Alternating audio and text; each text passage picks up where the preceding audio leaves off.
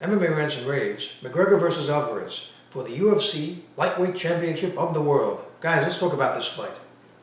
Well, if you look at the fight on paper, Alvarez, great grappler, he's a really good striker, and he is a calculating, intelligent fighter. I mean, you could see his fight against Pettis. Pettis, he knew, is a really good striker. Why fight him at his strong point when he knows Pettis' weak point is his wrestling? He went to the wrestling, dictated where the fight would go. That's what wrestlers do, and he won the fight. It was a decision victory that he knew is the best route, and it worked. But then what happens? He fights Dos Anjos for the title, and it's the opposite. He uses his striking.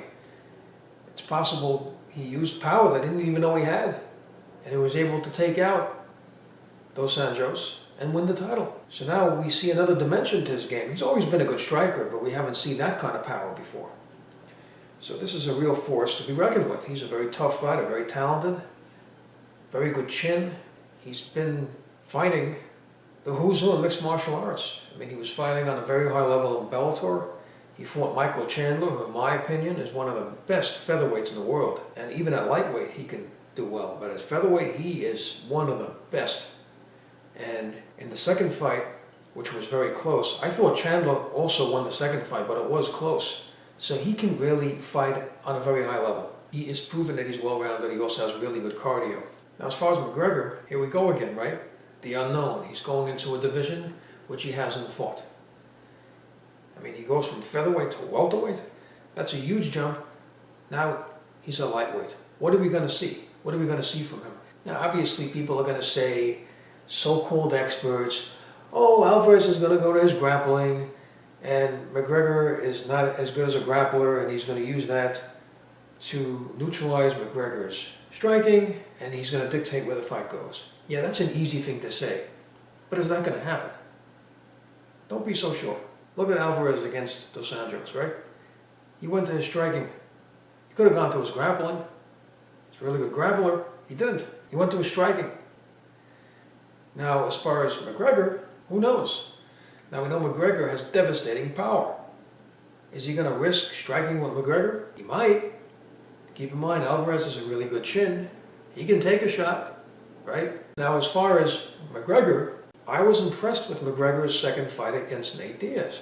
Now, keep in mind, he fought a very big Nate Diaz. Nate Diaz is a 6-footer.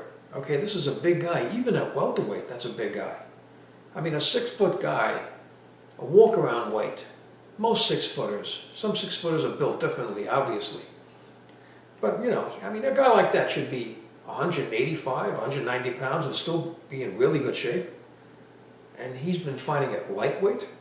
Now just imagine, when he fought McGregor, maybe he even had to cut down to get to 170. I mean, he looked really big. And despite that, McGregor fought well. It looked like it was a repeat of the first fight. It looked like McGregor was getting tired, but he was able to come back. He was able to overcome adversity for the first time in his UFC career, and he was able to even turn Nate Diaz around against the cage. So he showed that he can grapple. I mean, he proved it against Max Holloway, who was, you know, now one of the top featherweights in the world. And even back then, he was a really tough guy, and he was able to use his wrestling in that fight. So McGregor's grappling is underrated. Now, what the fight might come down to is power. Now, Alvarez has proven he's got a lot of power. But McGregor, all you have to do is look at that fight against Aldo. And you know how tough Aldo is. And the point also being is that McGregor has proven that he can fight big guys. I mean, has Alvarez taken a fight at welterweight? Not that I know of. So this might be a step down as far as size. I don't think Alvarez is as big as Nate Diaz. Not in height. Diaz is taller, maybe the bigger fighter, and he may even surprise Alvarez with a takedown. All right? That might happen. So I was really impressed with both guys' performances. However, McGregor really impressed me by moving up 2 weight classes and performing quite well. And this is going to be a fight where he won't have to fight a guy that's that big. Maybe his grappling can improve, because we know how important size is. You can't teach size. He's going to be fighting at lightweight this time. So I'm going to go with a prediction here. I got Conor McGregor to win this fight. I would like to know what you think about the fight. Please leave your comments. Please subscribe. Please like up this video. And thank you for tuning in.